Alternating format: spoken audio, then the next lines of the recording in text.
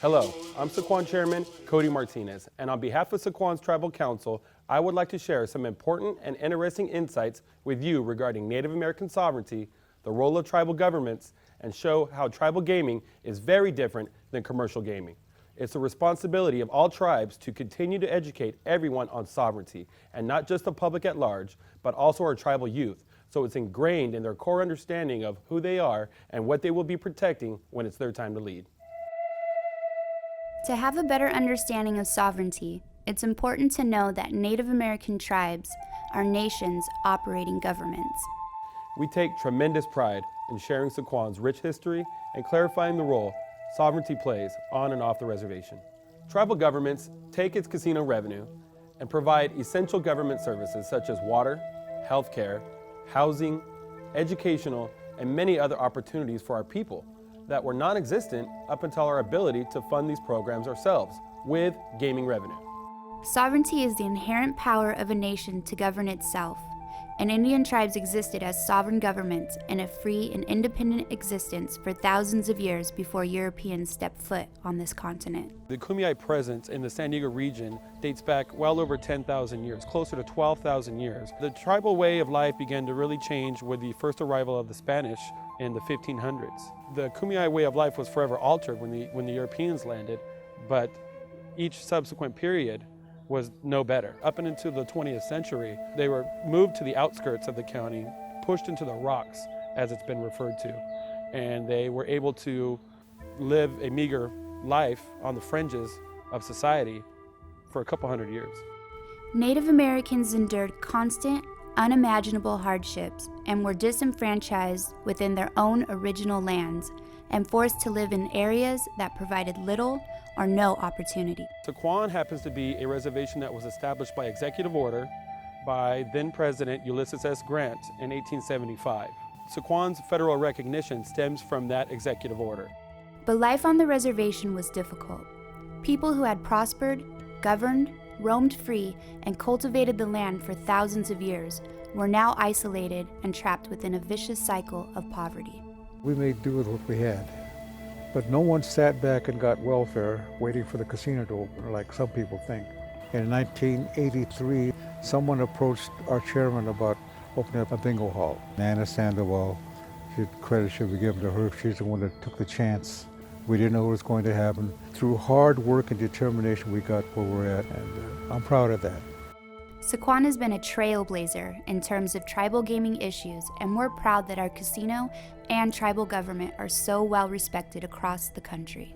I think the employees need to know that you're not just working at a company, you're not just working for a casino, you're working for a government who operates that casino, and that's what people need to remember, is that tribes are actually nations within the larger nation that is the United States.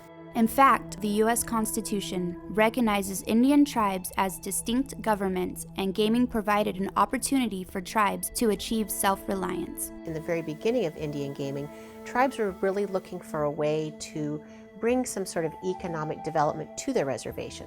It's been a continuous battle for tribes to preserve their sovereign right to operate gaming facilities on tribal land. So the tribes took it upon themselves and ran a ballot initiative. On behalf of 85 California tribes, please support Indian self-reliance and vote yes on 5. Prop 5 was a statewide proposition, and the tribes convinced the people of the state of California to enact a law that says if you're an Indian tribe in this state and you have lands that are eligible to game on, and you agree to enter into this model compact, you can have your Class 3 games on your tribal land. And sure enough, the court said, actually, California, your constitution prohibits you from offering Class 3 games. You're only allowed to offer the lighter games, such as your bingo and your non-banked card games. The tribes then had to convince the state of California to amend their constitution to allow tribes to offer Class 3 games. So the tribes finally amended the constitution of the state and entered into compacts with the state of California in order to allow them to offer what you see today. And the positive impacts of tribal gaming today are far-reaching. So, on behalf of the Sycuan tribe, I am more than happy to present a check to the Sweetwater Valley Little League for $20,000.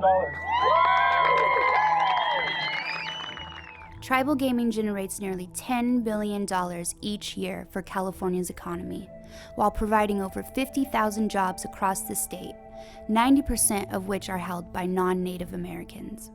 And because charity begins at home, proceeds from tribal gaming are also distributed to non-gaming tribes as part of a statewide revenue sharing program. It's the revenue from gaming that allows tribes to fund its government, care for its people, cover all the cost of its infrastructure, and provide vital services that benefit not only tribal members and employees, but also the community at large. Gaming tribes are positively impacting the entire San Diego region and beyond on a daily basis in so many different ways. Our fire department is fully funded by tribal government gaming revenues and responds to largely off-reservation calls. It doesn't matter what the call is. It could be a public service call, flooding. It could be somebody locked out of their vehicle, or it could be the big-scale incident. Our rigs are here. It's the closest resource concept. If we're the closest, we're going. Those calls, that service provided to the local community does not cost those taxpayers a single dime. The community really benefits from Sycuan's fire department because we are out there 7 days a week, 24 hours a day. Police department and the fire department, we both respond to all emergency services in all the county.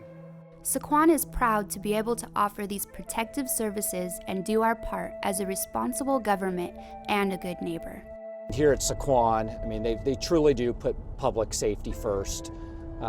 It's fire, emergency, medical response, and its police department. And I think a tribe's police department demonstrates the tribe's the level of importance they put on protecting their own people, serving their residents and serving visitors. Not to mention just running up and down these roads in black and white cars, what that does to deter, the criminal element in the valley out here. With our fire and police departments, security, and gaming commission, we have a comprehensive framework in place monitoring the safety, protection, and regulation of Sycuan Casino and its guests. We have to make sure that the casino is following tribal, state, and federal regulation. We make sure that there's checks and balances, that there's safety nets, there's redundancies throughout the entire process to make sure that the customer is getting a fair shake when they come in and play. Here at Sycuan, what we do is we consider everybody a key employee. What that means is they go through a complete and thorough background. We would want them to hold the same standard of integrity that we have placed for our establishment. So whoever ends up getting the gaming license, they should be proud of that. They've gone through a long and tedious process. But it's extremely important to know who you have working here. They will be the face of our tribe when a patron walks through the door. Great lengths are taken to protect Sycuan Casino and its guests. Surveillance is a world in itself. From a commission standpoint, I just see that we hold a higher standard. Over 1,000 cameras, and they're monitoring everything 24 hours a day. Sycuan takes tremendous pride in operating a successful and well-respected tribal gaming operation. But extending a helping hand to our neighbors is also very important to us. Sycuan's ability to positively impact lives throughout San Diego as a direct result of gaming revenues shows how sovereignty benefits everyone and has helped revitalize the Kumeyaay spirit of giving, a tradition of sharing that dates back thousands of years. Our local communities are stronger and safer through the commitment of dedicated partners like Sycuan, because good neighbors help those who help others.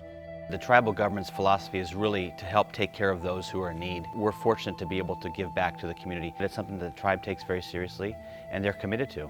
Sycuan's charitable giving is a reflection of that Kumeyaay spirit. I appreciate Sycuan helping feed us because I don't know what we would do. Over the last 32 years, the Sycuan tribe has invested well over $40 million into local charities such as Juvenile Diabetes Research Foundation, the American Cancer Society, Rady's Children's Hospital, and a number of others. Thank you, Sycuan. From all of us. Hey, Sycuan! Charitable giving is one part of what the tribe does, but partnerships with the broader region, San Diego Chargers, San Diego Padres, but also other partnerships like the San Diego Symphony and the San Diego Opera to really give back to the arts and culture. That's all part of making this region much more diverse and stronger. On behalf of San Diego Opera and all of us in the arts community, we'd like to thank Sycuan for your support.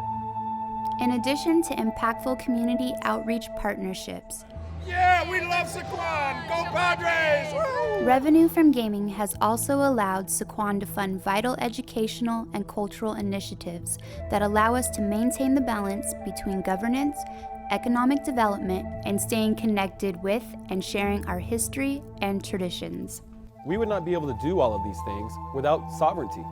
Tribes would not be self-reliant, we would not be able to care for our people, or have the tremendous economic and community impact throughout San Diego and the state of California without the revenues that come from tribal gaming. As we see on a daily basis, the positive impacts of sovereignty are numerous and far-reaching.